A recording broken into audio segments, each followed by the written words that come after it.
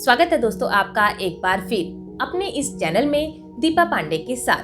साथियों, जैसा कि हम जानते हैं कि आज के इस डिजिटल युग में जहां मोस्टली ट्रांजैक्शंस ऑनलाइन होती है, तो ऐसे डिजिटलाइजेशन में जो चोर होते हैं उन्होंने भी अपने चोरी के तरीके को एडवांस कर लिया है।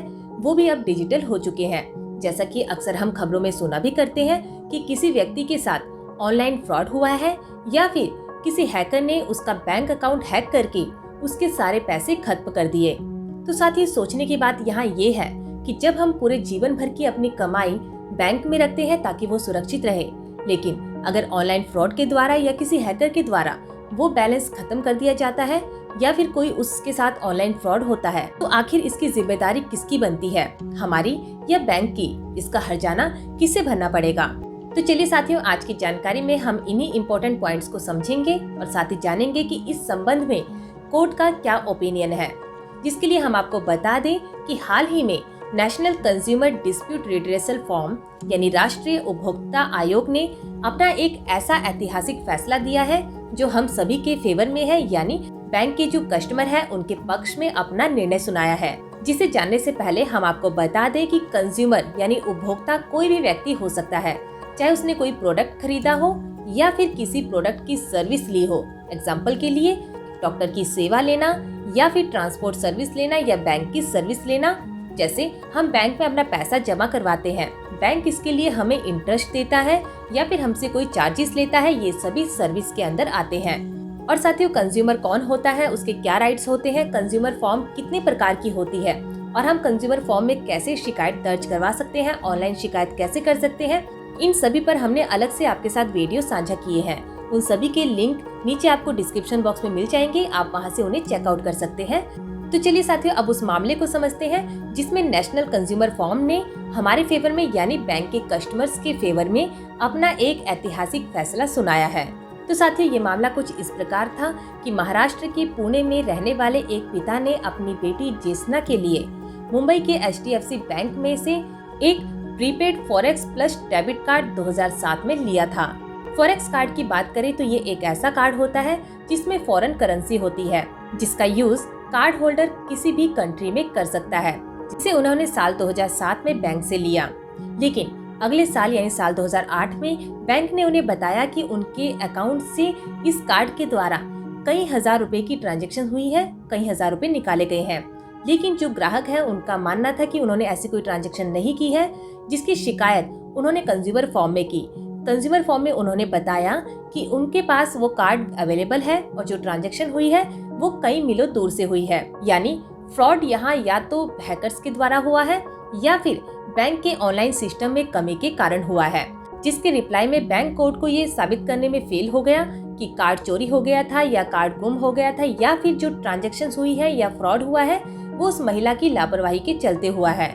जहाँ दोनों पक्षों को सुनने के बाद उस कंज्यूमर फॉर्म ने अपना निर्णय सुनाते हुए कहा कि जब भी बैंक में ऑनलाइन फ्रॉड के चलते कोई भी ट्रांजैक्शन होती है जिससे ग्राहक को नुकसान होता है, तो उसकी पूरी जिम्मेदारी बैंक की होगी, जब तक कि ये साबित ना हो जाए कि जो फ्रॉड हुआ है उसके पीछे गलती या लापरवाही उस ग्राहक की ही थी। जिस पर उपभोक्ता फोरम के प्रेसिडेंट श्री विश्वनाथ सिंह ने अपना फैसला सुनाते हुए बताया कि आज का युग डिजिटल युग है, जहाँ प्रीपेड कार्ड या कार्ड को हैक करके फ्रॉड करना बहुत ही आसान है। तो ऐसे में जब तक ये साबित ना हो जाए कि लेन देन के फ्रॉड में ग्राहक की गलती या लापरवाही थी, तो यहाँ जिम्मेदारी बैंक की ही बनेगी, क्योंकि हमारे पैसे को सुरक्षित रखना बैंक का पहला फर्ज बनता है। और साथियों, इस मामले में कोर्ट ने ये भी कहा है कि चाहे यहाँ बैंक की लापरवाही ना रही हो, लेकिन यहाँ बैंक के इलेक्ट्रॉनिक सिस्टम या सिक्योरिटी सिस्टम की कमी जरूर रही है, जिसके चलते ये फ्रॉड हुआ है। तो यहाँ बैंक की जिम्मेदारी बनती है कि वह उस महिला को, जो पीड़ित महिला है, उसको हर्जाने के रूप में जो अमाउंट था उसके 12% ब्याज के साथ वो वापस करे। इसके अलावा जो उसको मानसिक प्रताड़ना झेलनी पड़ी है उसके लिए 40,000 रुपए और जो उसका कोर्ट का खर्च हुआ है उसके लिए 5,000 रुपए एक्स्ट्रा उसे पे करे। तो साथियों, ये था वो मामला जिसके तहत कंज्यूमर फॉर्म ने अपना ऐतिहासिक फैसला सुनाते हुए बैंक के कस्टमर्स के फेवर में यानी हमारे फेवर में अपना निर्णय सुनाया है। जिस जजमेंट की पूरी डिटेल आप नीचे डिस्क्रिप्शन बॉक्स में जो हमने लिंक दिया है उसे चेकआउट करके पढ़ सकते हैं। तो साथियों, अगर आपके साथ भी ऐसा कुछ होता है, यानी कभी आपके साथ ऑनलाइन कोई फ्रॉड होता है बैंक ट्रांजैक्शन से रिलेटेड, तो आपकी पहली जिम्मेदारी बनती है कि आप इसकी सूचना अपने कंसर्न बैंक को जल्द से जल्द दें। कस्टमर केयर पर भी आप इसकी कंप्लेंट दर्ज करा सकते हैं, अपने कंप्लेंट का नंबर ले सकते हैं। और अगर बैंक इस संबंध में आपकी कोई सहायता नहीं करता तो आप कंज्यूमर फॉर्म में इसकी शिकायत जरूर करें। ऑनलाइन भी आप इसकी शिकायत कर सकते हैं। ऑनलाइन कंज्यूमर कंप्लेंट के ऊपर भी हमने आपके साथ एक वीडियो साझा किया है, उसका लिंक भी आपको नीचे डिस्क्रिप्शन बॉक्स में मिल जाएगा। और साथ ही आपको बता दें कि अगर आपका कोई कंज्यूमर डिस्प्यूट चल रहा है कोर्ट में बैंक से रिलेटेड, तो आप इस जजमेंट का यूज करके अपने फेवर में डिसीजन ले सकते हैं।